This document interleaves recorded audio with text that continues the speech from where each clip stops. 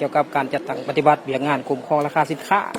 อยู่ภายในตลาดแขวงสารวัตรของพวกเราในมื้อนี้เนาะโดยได้รับการสนับสนุนหรือว่าการประกอบส่วนจากธนาคารพัฒนาลาวสาขาแขวงสารวัตรเนาะที่เพิ่นได้ประกอบส่วนในจำนวนป้ายราคาสินค้าในมื้อนี้ก็มีอยู่33ป้ายประกอบส่วนในมื้อนี้ก็ถือว่ามีความหมายความสำคัญหลายหั่นแหละเกี่ยวกับเบียกงานคุ้มครองราคาสินค้าเนาะเพราะว่ามันก็เป็นการจัดตั้งพันธุ์ขยายเหนือในจิตใจหลายๆนิติกรรมที่ติดพันกับเบียกงานคุ้มครองราคาสินค้าเนาะหนึ่งมาก็สิเป็นกฎหมายปกป้องผู้สมใช้เนาะฉบับเลขที่02แล้วก็2มาก็สิเป็นลำดับ474ที่ว่าเว้าเรื่องในการคุ้มครองราคาสินค้าและค่าบริการเนาะอยู่ในทั่วประเทศของเฮาเลยแหละโดยเฉพาะเนาะรวมกันเป็นของแขวงสารวัตรของพวกเฮา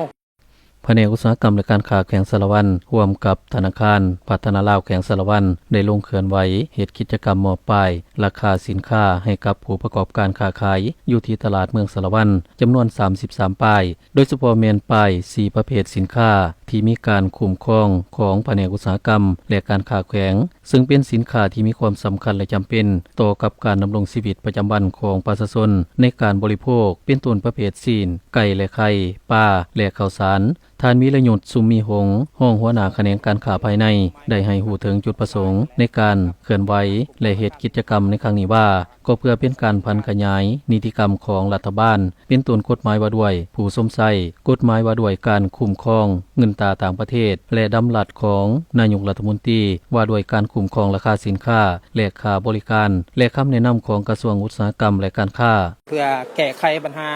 เข่งห้อนโดยเฉพาะกับแม่นตั้งเรื่อง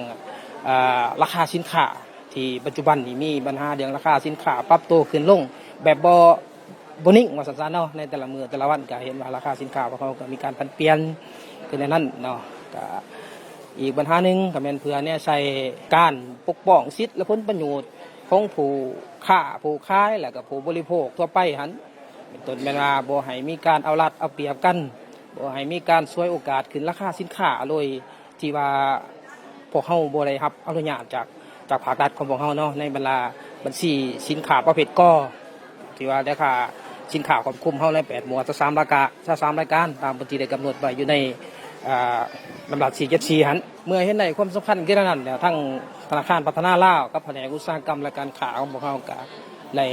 ปรึกษาหารือกันหั่นแหละเปิดกองประชุมปรึกษาหารือกันเพื่อหาวิธีทางและก็หาการแก้ไขเนาะอยู่ในมื้อวันที่20เดือน8หั่นพวกเฮาก็ได้ปรึกษาหารือกันพวกเฮาก็เลยร่วมกันลงเก็บกำข้อมูลเบื้องต้นเนาะแต่ว่าเบื้องต้นมันเป็นต้องเก็บกำข้อมูลก็สิมีอยู่51ห้างแล้วก็จนมาฮอดมื้อนี้แหละพวกเฮาก็จะร่วมกันลงมามอบป้ายให้กับผู้ประกอบการอยู่ในตลาดเทศบาลของสารวัตรเนาะหันรวมทั้งหมดอยู่ใน33ป้ายเนาะที่ว่าเพิ่นได้ประกอบส่วนช่วยให้กับงานคุ้มครองราคาสินค้าให้กับภาครัฐของพวกเฮาเนาะส่วนนั่นแหละผู้ประกอบการค้าขายก็อยากให้มีสติอยากให้มีสติต่อชาติต่อสังคมนั่นแหละความหมายว่าบ่อยากให้มีการเอารัดเอาเปรียบกัน